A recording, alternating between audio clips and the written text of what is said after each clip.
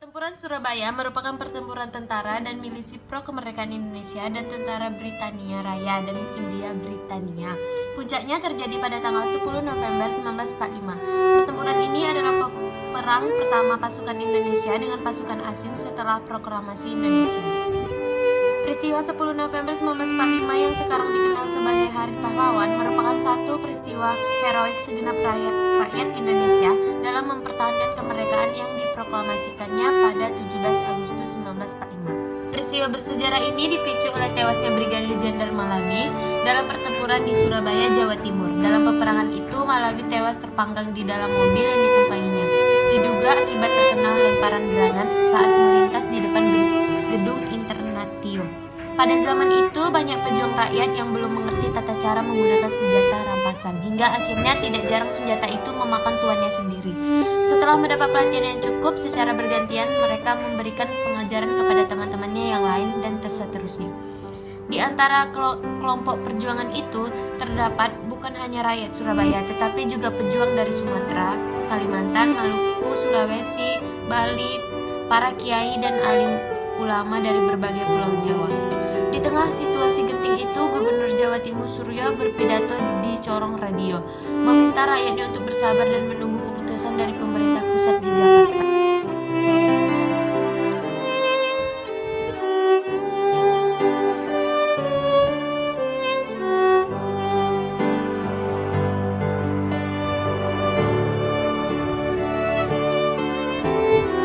Hingga 10 November 1945 pagi, rakyat yang siap angkat senjata pun masih menunggu.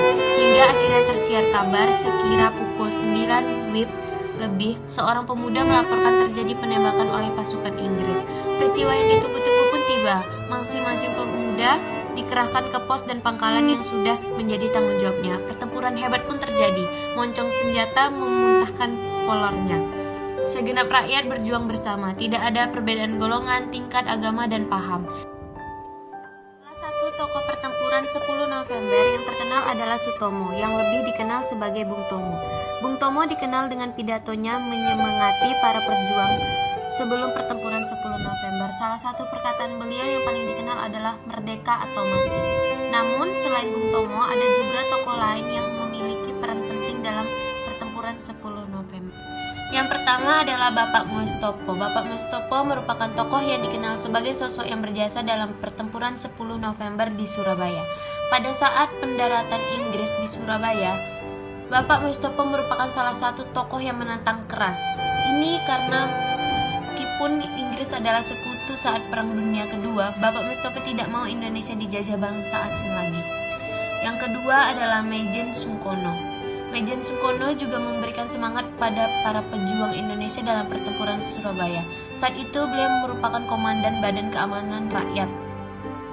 Ketika satu Indonesia terancam, satu bangsa Indonesia akan membelanya. Inilah hakikat dari peristiwa bersejarah itu, di mana semua rakyat menjadi satu dan melupakan semuanya kecuali Republik Indonesia. Perorangan tidak berlaku pada hari itu. Pemerintah, tentara, rakyat melebur jadi satu.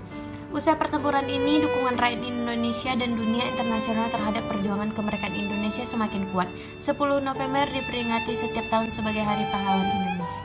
Peristiwa Bandung Lautan Api adalah peristiwa kebakaran besar yang terjadi di Kota Bandung, Provinsi Jawa Barat, Indonesia pada 23 Maret 1946. Dalam waktu 7 jam, sekitar 200.000 penduduk Bandung membakar rumah mereka, meninggalkan kota menuju pegunungan di daerah selatan Bandung.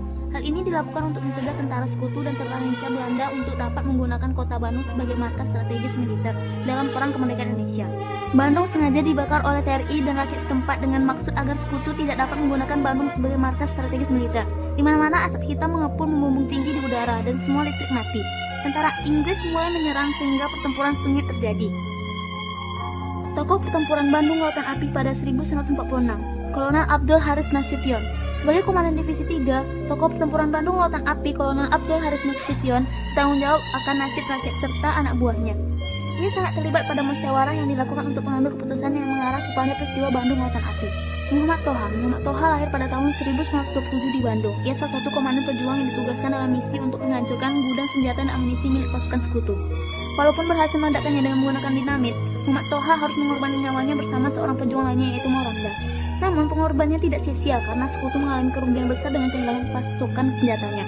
Muhammad Toha gugur pada 24 Maret 1946. Mayor Rukana. Mayor Rukana adalah tokoh pertempuran Bandung Lautan Api, seorang komandan polisi militer Bandung. Ia adalah orang yang mencetuskan ide untuk membakar Bandung yang selatan menjadi lautan api. Awalnya ia menanggapi Letkol Oman Abdurrahman yang ditegur Kolonel Nasution karena ingin melakukan perlawanan. Karena peristiwa tersebut, Sekutu tidak jadi mengambil kota Bandung sebab sudah hangus terbakar oleh pejuang Indonesia. Pertempuran 5 hari adalah serangkaian pertempuran antara rakyat Indonesia melawan tentara Jepang di Semarang pada masa transisi kekuasaan ke Belanda yang terjadi pada tanggal 15 sampai 19 Oktober 1945. Dua penyebab utama pertempuran ini adalah karena larinya tentara Jepang dan tewasnya Dr. Karyadi. Mengenai pertempuran 5 hari di Semarang ini, ada beberapa tokoh yang terlibat, adalah sebagai berikut. Yang pertama, Dr. Karyadi. Dokter yang akan mengecek cadangan air minum di daerah Candi yang kabarnya telah diracuni oleh Jepang. Ia juga merupakan kepala laboratorium Dinas Pusat Perusahaan. Yang kedua, Mr. Wongsonegoro, Gubernur Jawa Tengah yang sempat ditahan oleh Jepang. Yang ketiga, Dr. Soekaryo dan Sudanko Mirza, tokoh Indonesia yang ditangkap oleh Jepang bersama Mr. Wongsonegoro. Yang keempat, Mayor Kido, adalah pemimpin Kido Butai, pimpinan batalion Kido Butai yang berpusat di Jatingaleh. Yang kelima, Jenderal Nakamura, perwira tinggi yang ditangkap oleh TKR di Magelang. Akhir pertempuran 5 hari di Semarang tersebut diantaranya adalah gencatan senjata antara para pemuda Semarang dan tentara Jepang. Palagan Ambarawa adalah sebuah peristiwa perlawanan rakyat terhadap sekutu yang terjadi di Ambarawa, sebelah selatan Semarang, Jawa Tengah. Pada tanggal 20 Oktober 1945, tentara sekutu di bawah pimpinan Brigadir Battle mendarat di Semarang dengan maksud mengurus tawanan perang tentara Jepang yang berada di Jawa Tengah. Kedatangan sekutu ini diboncengi oleh Nica. Kedatangan sekutu ini mulai disambut baik, bahkan Gubernur Jawa Tengah M.R. Wongsonegoro menyepakati akan menyediakan bahan makanan dan keperluan lain bagi kelancaran tugas sekutu. Sedangkan sekutu berjanji tidak akan mengulangi kedaulatan Republik Indonesia. Adapun tokoh-tokoh terkenal yang terlibat dalam pertempuran di Ambarawa adalah sebagai berikut. Yang pertama, Letkol Lisdiman yang gugur dalam pertempuran Ambarawa. Yang kedua, Kolonel Sudirman yang merupakan pemimpin pasukan Indonesia menggantikan Letkol Lisdiman yang gugur dahulu.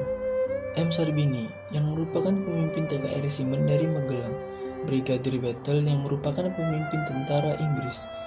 Akhir dari pertempuran Ambarawa adalah kemenangan gemilang oleh kesatuan-kesatuan TKR di bawah pimpinan Kolonel Sudirman yang merupakan Komandan Divisi 5 Banyumas. Negeri ini Republik Indonesia, bukanlah milik suatu golongan, bukan milik suatu agama, bukan milik suatu kelompok, bukan juga milik suatu adat istiadat tertentu, tapi milik kita semua, dari Sabang sampai Merauke. Soekarno. Tuhan tidak akan pernah mengubah nasib suatu bangsa sebelum bangsa itu mengubah nasibnya sendiri. Bung Karno.